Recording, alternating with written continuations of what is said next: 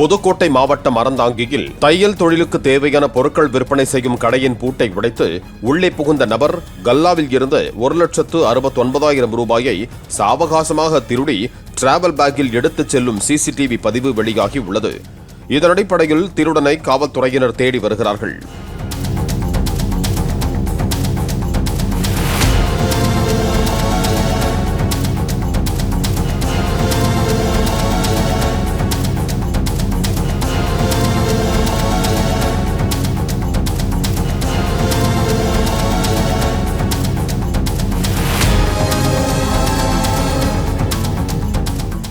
Play store மற்றும் app ஸ்டோரில் இருந்து பாலிமர் செயலியை QR கோடு மூலம் பதிவிறக்கம் செய்யுங்கள்.